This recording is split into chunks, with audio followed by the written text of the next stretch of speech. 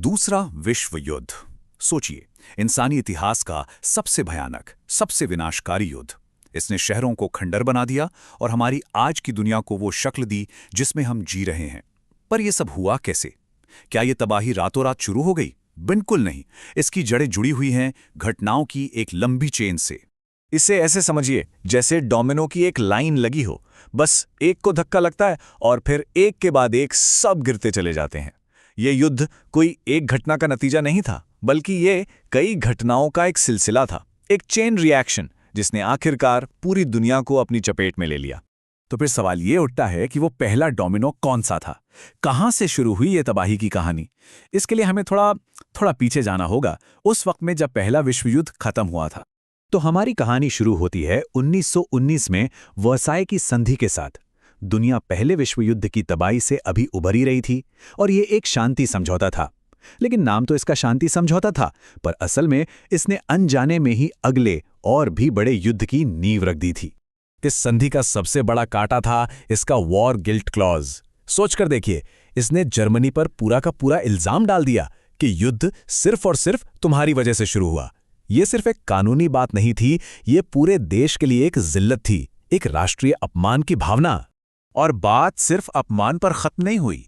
Germany पर इतना भारी जुर्माना लगाया गया, आज के हिसाब से देखें तो करीब 270 अरब डॉलर। ये रकम इतनी ज्यादा थी कि इसे चुकाते चुकाते जर्मनी को साल 2010 आ गया। सोचिए, 2010। इस जुर्माने का असर जर्मनी की अर्थव्यवस्था पूरी तरह तबाह हो गई। महंगाई आसमान छूने लगी।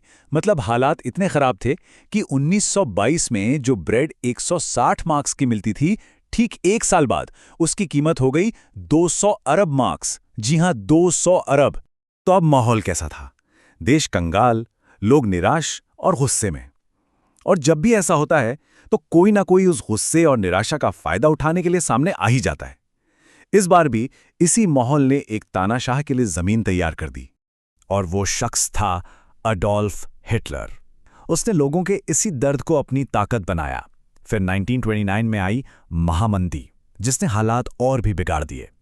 1933 आते आते जर्मनी में 60 लाख लोग बेरोजगार थे, और इसी अफरा तफरी के बीच हिटलर ने खुद को जर्मनी का तानाशाह घोषित कर दिया। अब सत्ता हाथ में आते ही हिटलर अपने खतरनाक मंसूबों को पूरा करने में लग गया। उसका एक ही सपना था, एक विशाल जर्मन साम्राज्य जिसे वो राइख कहता था। और ये कोई आम साम्राज्य नहीं था, ये एक नस्ली रूप से शुद्ध साम्राज्य होना था, जिसमें सिर्फ आर्यन नस्ल के लोग रहेंगे। और उनके लिए लेबेंसराम यानी रहने की जगह बनाने के लिए पूरे यूरोप को जीतना जरूरी था। इसके बाद हिटलर ने एक तरह से दुनिया के सब्र का इम्तिहान लेना शुरू किया। वो एक एक करके नियम तोड़ता गया, ये देखने के लिए कि दुनिया उसे कहां तक जाने देती है। सबसे पहले उसने वर्साय की संधि की धज्जियां उड़ा दी, एक नई एयरफोर्स बना ली, अपनी नेवी को फिर से ताकतवर बनाया। फिर 1938 में बिना एक भी गोली चलाए पूरे ऑस्ट्रिया पे कब्जा कर लिया। और दुनिया बस देखती रही। कई देशों को तो लगता भी था कि हाँ, वर्साय की संधि जर्मनी के साथ ज्यादती थी, तो चलो कोई बात नहीं। ऑस्ट्रिया के बाद हिटलर की नजर पड़ी चेकोस्लोवाकिया पर। अब ब्रिटेन और फ्रांस को डर लगने लगा कि कहीं फिर से एक बड़ा युद्ध ना हो जाए। तो उन्होंने एक रास्ता निकाला, जिसे कहते हैं तुष्टीकरण। मतलब हिटलर को जो चाहिए वो दे दो, ताकि वो शांत हो जाए। म्यूनिख समझौते में उन्होंने चेकोस्लोवाकिया का एक हिस्सा सचमुच हिटलर को थाली में परोस दिया। उस वक्त के ब्रिटिश प्रधानमंत्री नेविल चेम्बरलेन तो इतने खुश थे कि उन्होंने इसे हमारे समय की शांति कह दिया। उन्हें लगा कि उन्होंने युद्ध को हमेशा के लिए टाल दिया है। पर यह शांति एक साल भी नहीं टिक पाई। हिटलर ने अपना वादा तोड़ा और बचे खुचे चेकोस्लोवाकिया पर भी कब्जा कर लिया।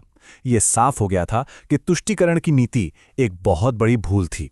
चेकोस्लोवाकिया को निगलने के बाद हिटलर का अगला शिकार तय था, पोलैंड। और ये वो कदम था जिसने दुनिया को युद्ध के मुहाने पर लाकर खड़ा कर दिया। 1 सितंबर 1939 जर्मनी ने पोलैंड पर हमला बोल दिया। इस बार ब्रिटेन और फ्रांस ने तय कर लिया था कि बस अब बहुत हुआ। उन्होंने हिटलर को आखिरी चेतावनी दी, और जब उसने बात नहीं मानी तो जर्मनी के खिलाफ युद्ध का ऐलान कर दिया। और बस दूसरा विश्व युद्ध शुरू हो गया। युद्ध तो शुरू हो गया, पर किसी ने ये नहीं सोचा था कि जर्मनी इतनी तेजी से आगे बढ़ेगा। इसकी वजह थी एक नई खौफनाक मिलिट्री रणनीति। इसे कहते थे ब्लिट्जक्रीग, यानी लाइटनिंग वॉर या बिजली की तेजी से होने वाला युद्ध। इसका फंडा सिंपल था, रफ्तार और सरप्राइज। दुश्मन को इतना तेजी से, इतना जोरदार झटका दो कि उसे संभलने का मौका ही ना मिले। तो ये काम कैसे करता था? पहला कदम, टैंकों की फौज दुश्मन की डिफेंस लाइन को चीरती हुई आगे निकल जाती। दूसरा कदम, ऊपर से जर्मन एयरफोर्स, जिसे लुफ्तवाफे कहते थे, बमों की बारिश कर देती। नतीजा, जो लड़ाइयां हफ्तों या महीनों चलनी चाहिए थीं, वो कुछ ही दिनों में खत्म हो जाती थी। लेकिन इस जबरदस्त रफ्तार के पीछे एक बहुत ही भयानक राज भी था। जर्मन सैनिकों को एक दवा दी जाती थी, नाम था पर्विटन। आज हम इसे क्रिस्टल मेथ के नाम से जानते हैं। इसके असर से सैनिक बिना सोए, बिना थके कई दिनों तक लड़ सकते थे। ब्लिट्जक्रीग का सबसे बड़ा कमाल दिखा मई 1940 में फ्रांस के खिलाफ। फ्रांस ने अपनी सीमा पर एक बहुत मजबूत दीवार बना रखी थी, मैगेनॉट लाइन। उन्हें लगा कि जर्मनी यहां से आ ही नहीं सकता, पर जर्मन सेना ने सबको हैरान कर दिया। वो आर्डिनेस जंगल के उस हिस्से से गुजरे जिसे सब अभेद्य मानते थे। इस अचानक हमले से मित्र देशों की सेनाएं फंस गईं। वो डनकर्क के बीच पर घिर चुके थे, और वहां जो हुआ वो किसी चमत्कार से कम नहीं था। ऑपरेशन डायनामो में आम लोगों ने अपनी छोटी छोटी नावों से जाकर लगभग 3.5 लाख सैनिकों की जान बचाई। लेकिन ये बहादुरी भी फ्रांस को नहीं बचा सकी। सैनिकों के निकलने के कुछ ही हफ्तों बाद 22 जून 1940 को फ्रांस ने सरेंडर कर दिया। अब हिटलर के कदमों में लगभग पूरा पश्चिमी यूरोप था। फ्रांस के गिरने के बाद हिटलर अपनी ताकत के चरम पर था। उसके सामने अब सिर्फ एक देश खड़ा था, ब्रिटेन। तो सवाल यह था कि जब पूरा यूरोप घुटने टेक चुका है और ब्रिटेन अकेला लड़ रहा है, तो यह युद्ध आखिर जीता कैसे जा सकता था?